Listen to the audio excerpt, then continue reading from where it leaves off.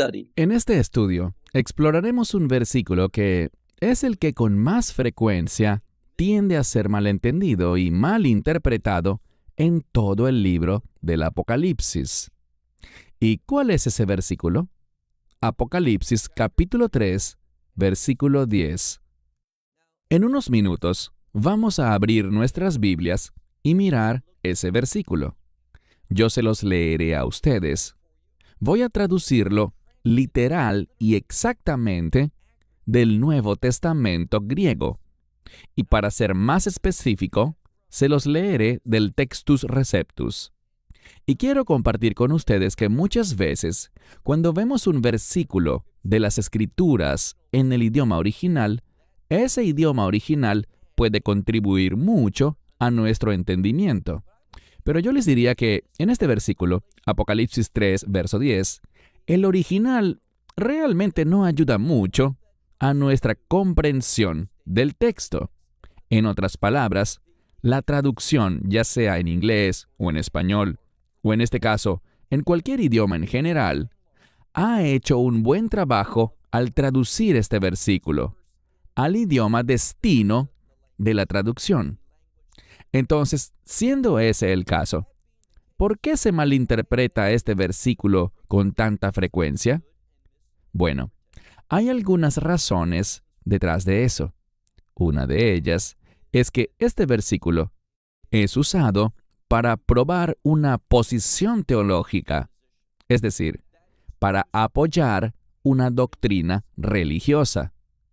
Y cada vez que se usa un versículo para ese propósito, debemos tener mucho cuidado, porque hay una tendencia, y todos somos culpables de esto, hay una tendencia cuando creemos en algo, esa es mi doctrina, esa es mi perspectiva teológica, y por lo tanto cuando me encuentro con un versículo que apoya ese punto de vista, esa posición, esa doctrina, mi tendencia es recibirlo de buen agrado, porque dice lo que quiero que diga. Pero tenemos que ser muy cuidadosos.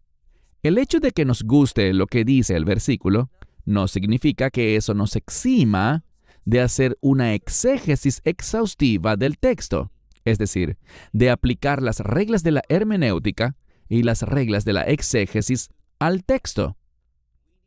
Necesitamos mirar ese texto con mucho cuidado, aplicando todas las reglas para interpretar correctamente ese texto bíblico. Ahora, hay otra razón, y es que en el capítulo 3, versículo 10, el versículo clave que vamos a ver, hay una palabra en griego que aparece 2 veces en el versículo 10. La primera vez es un sustantivo, la segunda vez es un verbo. En su forma de sustantivo, aparece en 21 lugares diferentes en el Nuevo Testamento griego. En su forma de verbo, aparece 39 veces. Así que en conjunto, esa palabra aparece 60 veces en el Nuevo Testamento griego, en varios libros. ¿Y cómo se traduce esa palabra? Con frecuencia, se traduce con el concepto de tentación. Tentar a alguien, o si es un sustantivo, tentación. Y sabemos algo, Dios nunca es tentado por el pecado, ni nos tienta a nosotros. Pero hay que tener cuidado, porque esa misma palabra también se traduce como prueba. Dios no nos tienta a pecar, pero Dios muchas veces prueba a su pueblo por una razón justa. Esa palabra, probar, tiene que ver con documentar algo, probar algo, manifestar algo. Permítanme darles algunos ejemplos. Esta palabra se usa cuando Yeshua estaba en el desierto de Judea, donde Satanás vino a probarlo, o podríamos decir, a tentarlo. Y vemos algo. En cada una de esas 3 veces que Satanás tentó a Yeshua, encontramos que el Mesías lo rechazó. Él venció esa tentación y él se mantuvo fiel en medio de la prueba y por lo tanto se nos reveló que Yeshua es digno que Él es el Hijo de Dios, que Él no es como el resto de los seres humanos. Él es humano y completamente Dios, pero Él no es como otros humanos porque todos venimos de Adán, de ese primer hombre, y sabemos que la humanidad sucumbió ante la tentación en el jardín del Edén. Es por eso que todos somos pecadores. Pero el Mesías, Él probó quién era. Él mismo manifestó que no era un pecador, que no podía ser tentado ni llevado a pecar. Se documentó a sí mismo como el Hijo fiel de Dios, digno de ser nuestro Mesías. En segundo lugar, vemos que esa palabra se usa cuando los líderes religiosos venían ante Él para ponerlo a prueba, con una pregunta o con una situación hipotética. ¿Y qué pasaba siempre? Superaba esa prueba y demostraba ser fiel. Sabio. Demostraba que es el Hijo de Dios. Así que esta palabra, ante todo, implica una prueba. Sí, a veces puede usarse en el sentido de tentación, pero en un significado básico, simplemente significa probar con el propósito de revelar, con el propósito de documentar algo, con el propósito de manifestar la verdad bíblica. Hay otra razón por la que la gente falla al entender e interpretar correctamente Apocalipsis 3:10. Al final de este versículo hay una declaración. Tiene que ver con los que moran en la tierra. Debemos entender algo sobre el libro de Apocalipsis. La única manera en que alguien puede saber esto es porque se lo enseñe un erudito o estudiando a fondo el libro de Apocalipsis, y no solo leyéndolo una vez, sino leyéndolo una y otra vez. Porque a medida que lo haces, encontrarás que hay dos frases que aparecen con frecuencia. ¿Y cuáles son estas dos frases? Los que moran en la tierra y los que moran en el cielo. Les he mencionado esto antes. Estas dos frases hablan de la humanidad. Toda la humanidad será clasificada en uno de estos dos grupos, ya sea los que moran en la tierra o los que moran en el cielo. Y tengan cuidado, porque cuando estas dos frases aparecen en el libro de Apocalipsis, no tienen nada que ver con dónde se encuentran físicamente. Tiene que ver con su identidad, a quién pertenecen. Y vamos a ver innegablemente, y como he dicho, no tienen que aceptar esto ahora. Vamos a hacer un breve estudio de estas frases. Y al final, creo que se convencerán de que esto que estoy compartiendo con ustedes es cierto. Y esto es que los que moran en la tierra se refiere a aquellos que no tienen relación con el Mesías. Escríbanlo, recuérdenlo. Los que moran en la tierra no tienen nada que ver con el Mesías. Ellos tienen que ver con el imperio del anticristo. No son fieles, no son creyentes, y al final recibirán la ira de Dios. Esto es lo que generalmente se enseña a partir de este versículo. Miren conmigo, Apocalipsis, capítulo 3, versículo 10, donde dice: porque has guardado mi palabra de perseverancia o persistencia.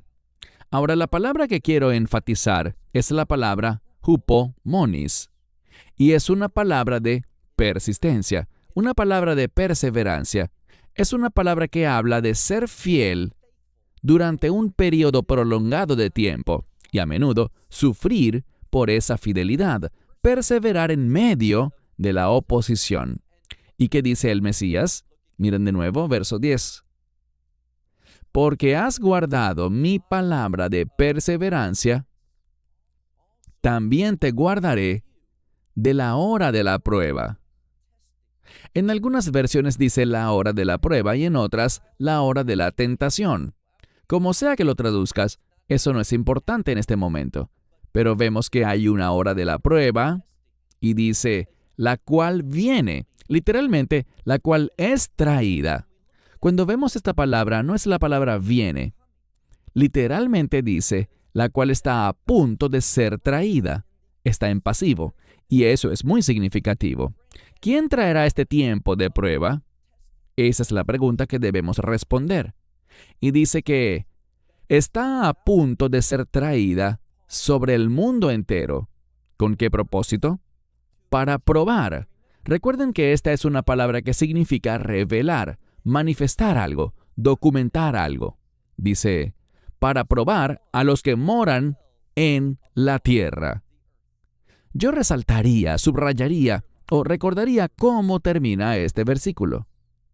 Llegará un momento de prueba, y esa prueba revelará algo. Va a revelar algo acerca de los que moran en la tierra. Y recuerden que ya les he sugerido algo, y veremos si es verdad y están de acuerdo conmigo. Les he sugerido que la frase, los que moran en la tierra, habla de aquellos que no tienen relación de pacto con el Mesías. Sus nombres no están escritos en el libro de la vida del Cordero. Pertenecen a este mundo y están bajo la influencia del anticristo. Y eventualmente Dios se ocupará de ellos debido a que están comprometidos con el propósito del anticristo, no con los propósitos del Mesías, sino con los del anticristo. A este último es a quien han dado su lealtad y a quien ellos pertenecen. De nuevo, puede que me digas, no sé si puedo estar de acuerdo contigo en este momento. Y yo diría que tienes razón. No deberías estar de acuerdo conmigo ahora. Pero veamos esta frase y veamos lo que se dice acerca de esta frase y de la otra, los que moran en el cielo. Veamos lo que dice Apocalipsis acerca de estos dos grupos. Y después de haber visto el contenido bíblico del libro de Apocalipsis, entonces podríamos llegar a un acuerdo. Podrías ser persuadido no por mí, sino por la palabra de Dios, sobre quiénes son las personas a las que se refieren estos dos grupos, los que moran en la tierra y los que moran en el cielo. Así que veámoslo en este momento. Ve conmigo a otra parte del libro de Apocalipsis, en el capítulo 6, y vean específicamente el verso 10. Apocalipsis 6, comenzando con el versículo 10. Ahora tengan en cuenta que en esta sección del capítulo 6 estamos en el quinto sello. ¿Y qué está sucediendo en ese quinto sello? Hay persecución, hay sufrimiento, hay martirio para los que le son fieles al Mesías Yeshua, los que tienen un testimonio concerniente a la palabra de Dios. Así que eso es muy significativo. Y aquí hay una pregunta que quiero que consideremos. ¿Quién está persiguiéndolos? ¿Quién es el que está en contra de los que tienen el testimonio del Mesías y son fieles a la palabra de Dios? Y todo lo que tenemos que hacer es mirar el versículo 10 para encontrar esa respuesta. Así que hagámoslo. Verso 10. Apocalipsis 6, verso 10 dice, y clamaron con gran voz, diciendo, ¿hasta cuándo, oh Señor? Así que hay un grupo que habla y claman específicamente al Señor y hacen la pregunta, ¿hasta cuándo, oh Señor? Y el Señor del que estamos hablando, fíjense que Él es el santo y el verdadero. Puede que tu Biblia no tenga la frase el santo y el verdadero, pero cuando miramos el idioma original, eso se entiende. Esa es la intención del artículo definido. Por eso está la palabra el antes de santo y de verdadero. Así que es el santo y el verdadero. Y esta gente quiere hacer una pregunta. ¿Hasta cuándo o cuánto tiempo más hasta que juzgues y vengues nuestra sangre? No hace falta especular sobre quiénes está hablando. Son los que están siendo ejecutados, los que están siendo perseguidos por el testimonio de la palabra de Dios, porque pertenecen al Mesías. Estos discípulos están sufriendo, están siendo perseguidos por ¿quién? Noten, lo que dice aquí es, ¿cuánto tiempo, oh Señor? el santo y el verdadero, hasta que juzgues y vengues nuestra sangre, y esto es muy importante, de los que moran sobre la tierra. Así que vemos algo. Están estos que son creyentes y están sufriendo, están siendo perseguidos, están siendo ejecutados. ¿Por quién? Por los que pertenecen al anticristo. ¿Y cómo se hace referencia a ellos aquí? Los que moran en la tierra. Recuerden esa frase, los que moran en la tierra. La vimos en Apocalipsis 3:10 y ahora la vemos en Apocalipsis 6:10. Pasemos a otro pasaje. Miren conmigo el capítulo 8 de Apocalipsis, versículo 13, el último versículo del capítulo 8. Recuerden esto. En Apocalipsis 8 es donde comienza la ira de Dios, no antes. Esto tiene algunas implicaciones muy significativas. La gente dirá, pero espera, en el capítulo 6 de Apocalipsis, en el sexto sello, se proclama la ira del Cordero, refiriéndose a la ira de Dios. Es cierto, pero en el capítulo 7 de Apocalipsis, uno de los ángeles dice, «Detente, no dañes la tierra, ni los árboles, ni el mar, hasta que sellemos a los siervos de Dios». Y ese es el sellado de los 144,000 de las tribus de Israel. Y luego vemos otro evento también. Voy a dejar esto así por el momento, pero estos dos eventos preceden a la ira de Dios. Y ahora, en Apocalipsis capítulo 8, comenzando con los juicios de las trompetas, está el comienzo de la ira de Dios. Fíjense en lo que dice el versículo 13 de Apocalipsis 8. Leemos. Y miré y oí a un ángel. Les comenté que estoy leyendo del Textus Receptus. Si están leyendo una traducción que proviene de un Nuevo Testamento griego diferente, conocido como Nestle Aland, dirá algo muy distinto. Dirá un águila. Pero yo les sugiero encarecidamente que en el libro de Apocalipsis encontramos que se están usando ángeles y no un águila. Esta es una lectura alternativa y, desafortunadamente, la mayoría de las traducciones modernas no usan el Textus Receptus, usan Nestle Aland. Y así, lo más probable es que sus Biblias digan un águila. Pero los mejores manuscritos griegos dicen un ángel. Eso es mejor que un águila. Sigamos leyendo. Miré y vi a un ángel que volaba en medio del cielo, diciendo con gran voz, noten lo que dice, ¡ay, ay, ay! Ahora bien, esta palabra también puede ser traducida como desastre. Es una expresión que significa que algo terrible está a punto de suceder. Esa palabra ay proclama algo que no es bueno. ¿Y qué es eso? El juicio de Dios. ¿Y por qué digo eso? Bueno, basta con mirar el contexto. Dice, ay, ay, ay. ¿A quiénes? A los que moran en la tierra. Por los toques restantes del shofar, que es la trompeta, ese cuerno de carnero. Y es la trompeta de los 3 ángeles que están a punto de tocar, es decir, que tocarán su trompeta. Estas trompetas representan la ira de Dios. Basta con leer los capítulos 8 y 9 de Apocalipsis. Aquí es donde encontramos los juicios de las trompetas y están relacionados con la ira de Dios, no con la actividad de Satanás o del anticristo, sino con la ira misma de Dios. Así que ahora vemos algo. Cuando leemos esto correctamente, este ay, ay, ay, que se refiere a la venida de la ira de Dios, ¿sobre quiénes vendrá? Sobre los que moran en la tierra. Y esto tiene mucha importancia. Lo que suele suceder es esto.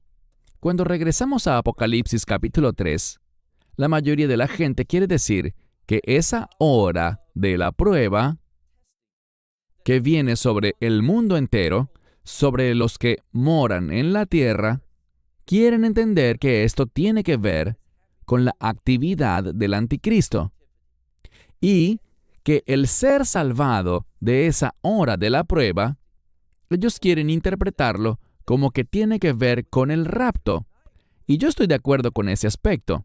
Sí se relaciona con el rapto, pero no estamos hablando de ser salvados del anticristo, sino de ser salvados, como vemos aquí, de estos ayes, de estas cosas que representan el juicio y la ira de Dios. Esto es lo que van a recibir los que moran en la tierra. Pero sigamos adelante y veamos otro pasaje de las Escrituras que trata sobre los que moran en la tierra. Ahora quiero que miren Apocalipsis capítulo 11, versículo 10. Aquí debemos ser muy cuidadosos, porque al comienzo del capítulo 11 de Apocalipsis se habla del hecho de que el anticristo tendrá casi, y quiero subrayar eso, casi rienda suelta para hacer lo que quiera hacer durante los primeros 42 meses, los primeros 3 años y medio de la semana 70 de Daniel. Cuando seguimos leyendo el capítulo 11, salimos de los primeros 3 años y medio para entrar a un tiempo en el que el anticristo todavía está en acción. ¿Y qué está haciendo? Bueno, encontramos que él odia a estos 2 testigos. Ahora, la mayoría de ustedes sabe que hay 2 testigos, 2 profetas, como veremos, que hablan en los últimos días. Yo sugeriría que es después de los primeros 3 años y medio, en la segunda mitad de la semana 70 de Daniel. Pero no entraremos en mucho detalle con eso ahora. Lo que quiero que vean es lo que sucede con los que moran en la tierra. Miren el versículo 10, Apocalipsis 11, versículo 10, donde dice: y los que moran en la tierra se regocijarán por ellos. ¿Quiénes son los ellos? Bueno, ya lo veremos. Tiene que ver con estos 2 testigos que Dios envió, que hablaron la verdad y fueron ejecutados. Ellos terminaron de dar su testimonio, pero murieron por su obediencia a la voluntad de Dios. Creo que eso es muy significativo. Creo que ese es un mensaje para la iglesia en los últimos días, que es posible que nos ejecuten. ¿Y quién ejecutó a estos 2 profetas, a estos testigos? Bueno, leamos con atención. Versículo 10. Y los que moran en la tierra se regocijarán por ellos, y se alegrarán, y se enviarán regalos unos a otros. Porque estos 2 profetas, estos son los 2 que fueron enviados por Dios para dar testimonio, ellos hicieron algo. Ellos atormentaban a los que moraban sobre la tierra. Así que estos 2 profetas, en su testimonio, cuando estaban testificando y profetizando, atormentaban ¿a quiénes? A los que moran en la tierra. Obviamente, aquellos que moran en el cielo, y repito, no estamos hablando de dónde están ubicados físicamente, sino de aquellos que tienen una relación con el Mesías. Ellos no van a ser atormentados por la verdad profética de Dios a través de estos 2 testigos. Puedo decir, en mi opinión, que para cuando estos 2 testigos están activos, la iglesia, los creyentes, estarán de hecho morando en el cielo. Pero el punto aquí es este: los creyentes amarán la palabra profética de Dios, estarán de acuerdo con ella y dirán amén a lo que hablan estos 2 testigos. Son los que moran en la tierra y están en pacto con el anticristo, los que serán atormentados por estas palabras proféticas. Ahora vayamos a otro pasaje. Vean conmigo el siguiente capítulo, capítulo 12, versículo 12. De nuevo, Apocalipsis 12, 12. ¿Qué dice aquí? Por esto se regocijarán los cielos y los que moran en ellos. Fíjense en esto. Los que moran en los cielos se van a regocijar. ¿Por qué? Por el ay de los que moran en la tierra y en el mar. ¿Por qué? Porque Satanás ha descendido a ustedes y tiene una gran ira o gran enojo, sabiendo que el tiempo que tiene es corto. Entonces, ¿qué pasará? Aquellos que moran en los cielos, vamos a regocijarnos. ¿Por qué? Porque Satanás va a descender. ¿Y qué va a hacer? Aquí lo vemos. Él va a atormentar, va a traer un ay. ¿A quiénes? A los que moran en la tierra. ¿Por qué? Algunos dirán que esto parece problemático, porque ellos están en obediencia al anticristo. El anticristo es Satanás encarnado. Pero ¿qué vemos aquí? Vemos que Satanás está descendiendo, él está enojado, y nosotros nos regocijamos en el hecho de que él esté enojado. ¿Y qué hará él en última instancia? Satanás quiere causar sufrimiento. Satanás quiere que todos sufran, sin importar quiénes sean. Quiere que experimenten dolor y adversidad. Vemos que esa es la naturaleza de Satanás. Y por lo tanto, cuando Satanás está llevando a cabo sus planes insensatos, ¿qué sucederá? Lo que dice aquí: los que moran en el cielo se van a regocijar, pero habrá ayes para los que moran en la tierra y el mar, porque el diablo viene a ustedes, teniendo gran enojo, sabiendo que tiene poco tiempo. Pasemos a otro capítulo muy importante, y se trata del capítulo 13. Vayan conmigo al versículo 6, Apocalipsis capítulo 13, comenzando en el versículo 6, donde dice: y abrió su boca para blasfemar contra Dios y para blasfemar contra su nombre y su tabernáculo. ¿Y contra quién más? Y contra los que moran en el cielo. Así que vemos aquí que este imperio del anticristo, y ese es el tema de la primera parte de Apocalipsis 13, ese imperio del anticristo es un imperio blasfemo. ¿Qué está haciendo este imperio? Abriendo su boca para blasfemar contra Dios, para blasfemar contra su nombre, para blasfemar contra su templo o su tabernáculo, y contra los que moran en el cielo. Y dice aquí, le fue concedido a él, a este imperio del anticristo, hacer guerra ¿contra quiénes? Contra los santos y vencerlos. Y se le dio autoridad sobre toda tribu, toda lengua y toda nación.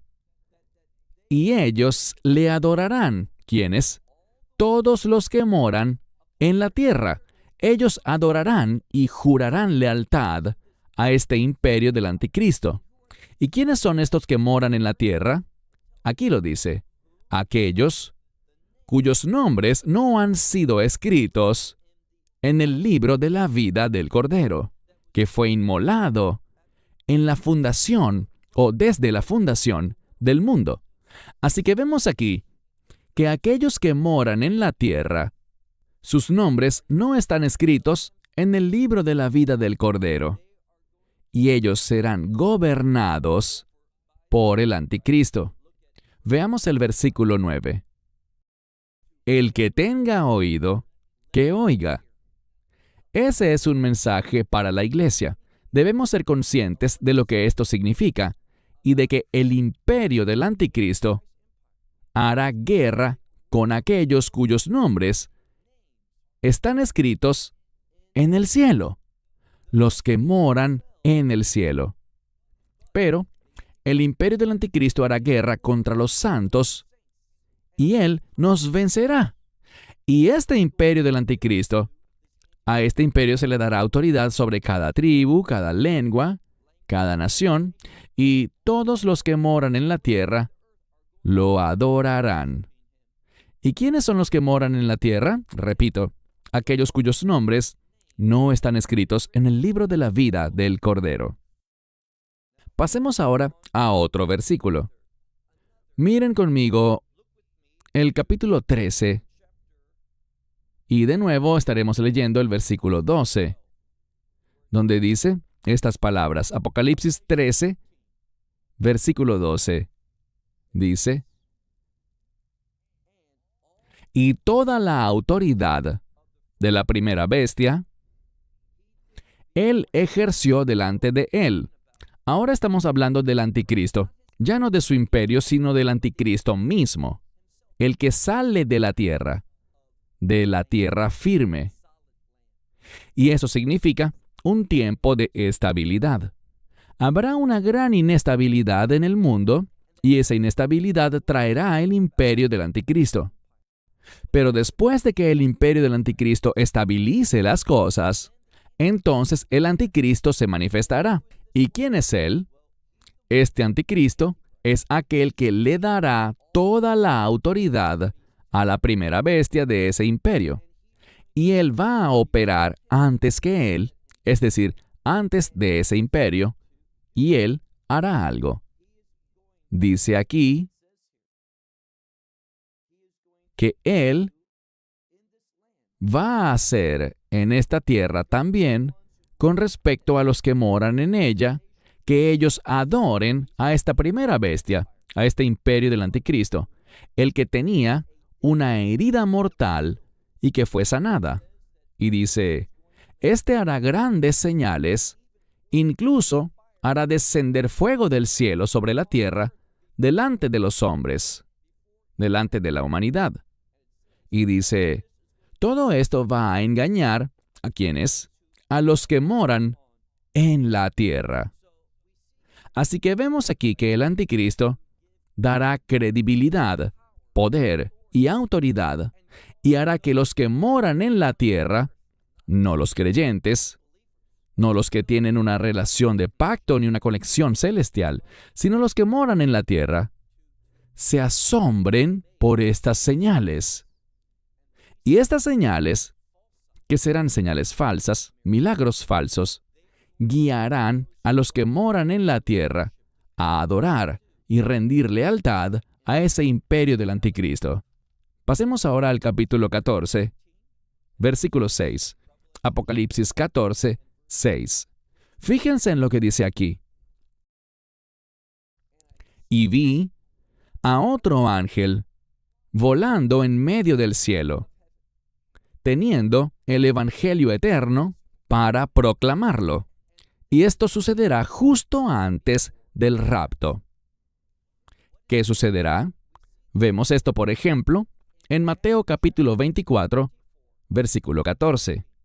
Allí dice que es necesario que antes del fin, este evangelio del reino sea proclamado por todo el mundo, como un testimonio a todas las naciones. Y entonces vendrá el fin. ¿Y quién es el que va a proclamar eso? No los 144,000. Esa es una falsa enseñanza.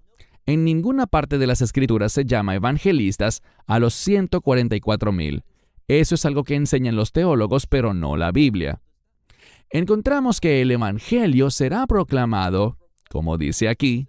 Miren de nuevo, Apocalipsis 14, 6. Leemos: vi a otro ángel volando en medio del cielo, teniendo el evangelio eterno para evangelizar a los que moran en la tierra, de toda nación, de toda tribu, de toda lengua y de todo pueblo. Esta es una proclamación que sucede antes del rapto, antes de la ira de Dios. ¿Por qué? Dios es misericordioso. Él quiere que todas las personas sean salvas. Por lo tanto, todas las personas en los últimos días, antes de que comience la ira de Dios, escucharán el Evangelio que será proclamado a ellos sobrenaturalmente. Pero fíjense que está siendo proclamado a los que moran en la tierra, los que aún no han recibido el Evangelio, los que hasta ese momento lo han rechazado, aquellos que son leales al anticristo. Esta es su última oportunidad antes de que comience la ira de Dios. Veamos el último capítulo que estudiaremos. Miren conmigo, el capítulo 17 de Apocalipsis, y aquí veremos 2 versículos. Apocalipsis 17, verso 2. Primeramente leamos el verso 2 de Apocalipsis capítulo 17. Quienes han cometido fornicación. Esta es la fornicación espiritual. Esto es la idolatría. Han cometido fornicación. ¿Y quiénes han cometido esta fornicación? Los reyes de la tierra. Y se han embriagado con el vino de ella, es decir, de este imperio, por la fornicación de este imperio malvado. Ahora bien, ¿quiénes se embriagaron? Los que moran en la tierra. Así que vemos una y otra vez que los que moran en la tierra han participado con el anticristo y con su imperio, creyendo en esta fornicación, esta idolatría, esta falsa enseñanza, esto que realmente es una abominación para Dios. Leamos ahora el último versículo de hoy. Miren por favor el versículo 8 de este mismo capítulo 17, que dice: La bestia que viste era y no es, y está a punto de subir del abismo, e irá a la destrucción. Fíjense que esta bestia, este imperio, que era y no es, y está a punto de resurgir del abismo. Este es el imperio del anticristo. Era en el pasado, luego no fue más, y luego volverá a ser. Subirá del abismo, pero se irá a la destrucción. Pero, fíjense en lo que dice, los que moran en la tierra, dice que los que moran en la tierra se maravillarán. Si hacen un buen estudio de esta palabra para maravillarse o asombrarse, tiene un grado de adoración. Ellos lo verán y se asombrarán, se maravillarán, pero también estarán admirando de cierta manera a este imperio malvado. ¿Y quiénes son los que moran en la tierra? Aquí lo dice: aquellos cuyos nombres no han sido escritos en el libro de la vida desde la fundación del mundo. Estos son los que verán a la bestia que era y que no es y que está a punto de ser. ¿Qué nos dice esto? Esto nos muestra que esa bestia está conectada con Satanás, está conectada con la marca de la bestia y está conectada con este imperio malvado, el imperio del anticristo en los últimos días. Así que espero que podamos ver muy claramente que los que moran en la tierra no son creyentes. Ellos van a recibir la ira de Dios. También serán confundidos y serán castigados, incluso por el propio Satanás, con las cosas terribles que él traerá a este mundo. Así que no tiene nada que ver con el pueblo de Dios. Entonces, ¿por qué esto es importante? Vamos a la conclusión. Vayan conmigo una vez más al libro de Apocalipsis y luego terminaremos. Apocalipsis capítulo 3, verso 10, que es el versículo clave, donde dice: porque tú, está hablando a la iglesia fiel, a la iglesia de Filadelfia, y esto aplica a todos los creyentes fieles en los últimos días. Porque has guardado mi palabra de perseverancia. Repito, ese es un mensaje para la iglesia en los últimos días. Debemos perseverar, persistir. También estamos llamados a vigilar. Y esa palabra vigilar significa montar guardia contra el enemigo, estar atentos, estar alertas, estar despiertos. Y eso tiene que ver con estar atentos a esas señales proféticas que sucederán en los últimos días. Miren de nuevo. Porque has guardado mi palabra de persistencia, yo también los guardaré de la hora de la prueba, que está a punto de ser traída sobre el mundo entero para poner a prueba a quién. Esta hora de prueba no es para los creyentes, es para los que pertenecen al anticristo. Y como podemos ver, esta hora de prueba va a manifestar algo. Recuerden que la palabra aprobar en griego se refiere a poner algo de manifiesto, revelar algo, documentar o comprobar algo. Que los que pertenecen a la tierra no pertenecen al cielo. Ellos no moran en el cielo. No están conectados con el reino, sino que están conectados con la tierra. ¿Y qué experimentarán? Ellos experimentarán la ira de Dios. Estos ay, que Dios traerá sobre ellos. Esto es lo que debemos entender. Entonces, ¿esto promete que seremos librados de algo? Sí. Apocalipsis 3:10 nos promete que seremos librados de este castigo que Dios va a traer a este mundo sobre aquellos que rechazan a su Mesías. Así que nosotros, como los que moramos en el cielo, no experimentaremos la ira de Dios. No experimentaremos esos ay. ¿Qué sucederá? Nosotros seremos removidos de este mundo antes de la ira de Dios. Es por eso que es erróneo interpretar Apocalipsis capítulo 3, verso 10, como algo relacionado con la actividad del anticristo, y que nosotros seremos librados del anticristo a través del rapto. Esta no es una postura que pueda ser apoyada bíblicamente.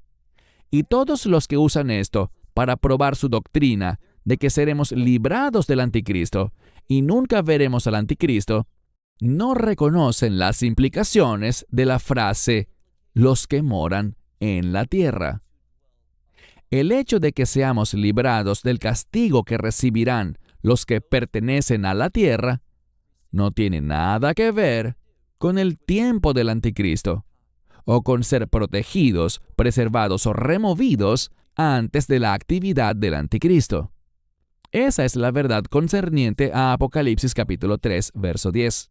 Hasta la próxima. Shalom desde Israel. Shalom from Israel.